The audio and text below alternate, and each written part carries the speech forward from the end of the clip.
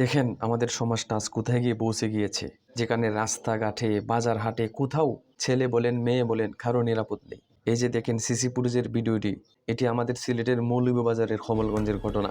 এই মেয়েটি শ্রীমঙ্গল একটি প্রতিষ্ঠানে চাকরি করত। প্রতিদিনের মতন আজকেও ভোর 6টায় গাড়ির অপেক্ষা করতেছিল। দেখা যায় একটি সাদা প্রাইভেট কার বারবার ঘুরতেছে। তো ওনাকে বলছিল আপনি শ্রীমঙ্গল যাবেন, যদি যেতে চান তাহলে উঠেন। তো মেয়েটি কোনো কথা বলে নাই। তো বুঝতে পারছে হয়তো বা ভিন্ন কিছু হতে পারে। এর কিছুক্ষণ পরে যখন মানুষ কমতে শুরু হয়, তখন এই মেয়েটির সামনে এসে ফাইভের কার থেকে একজন বের হয়ে একদম সিনেমার স্টাইলে তাকে অপহরণের চেষ্টা করে। মেয়েটির জুড়ে চিৎকার দিয়ে কোনো রকম পালিয়ে যায়। কেন আজকে সমাজের এই অবস্থা কেন? সে যদি চিৎকার না দিত, যদি তার শক্তির জুড়ে পালিয়ে না আসতো, তাহলে তো শেষ। কি শুনলেন না জানেনই তো, প্রাইভেট কারে নিয়ে কি করবে এটা তো ভালো করেই জানেন। শেষ পর্যন্ত দেখবেন লাশ পাওয়া গেছে অমুক জায়গায়। একটা না, এটা প্রতিদিন এমন ঘটনা ঘটছে। আইন দেখেও না দেখার বান ধরছে। তুলি আমাদের দেশের নিরাপত্তাটা কোথায়?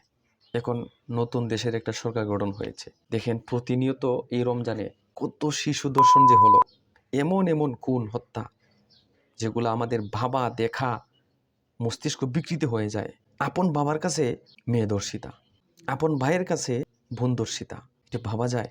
এটা মেনে নেওয়া যায়? আপন মায়ের গর্ভে সন্তানের ছেলে।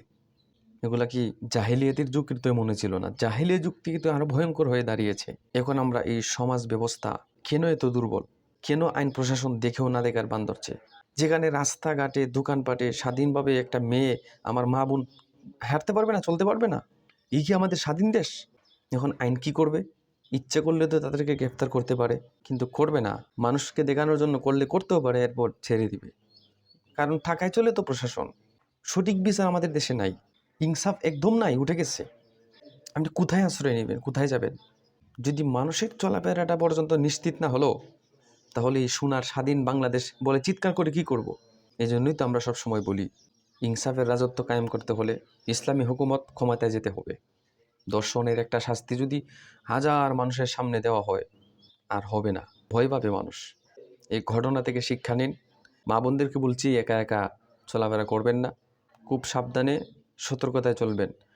আর কোথাও যেতে হলে বিশেষ করে বাসে চড়বেন, প্রাইভেট কারে এভাবে ডাকলে যাবেন না।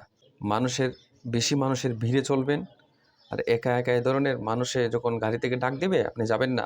বাসে চড়েন বা আপনি কাউকে সাথে নিয়ে চলেন, আপনার গার্জেনকে সাথে নেন। আপনার স্বামী ভাই থাকলে অফিস পর্যন্ত যেন আপনাকে পৌঁছে দিয়ে আসে, এমন ব্যবস্থা যেন হয়। এখন সোনার বাংলা নিরাপদ না, চান্দাবাজ দান্দাবাজ সব ভরে গেছে। ভিডিওটি প্রচুর পরিমাণ শেয়ার করে দিবেন, মানুষ যেন সতর্ক হতে পারে।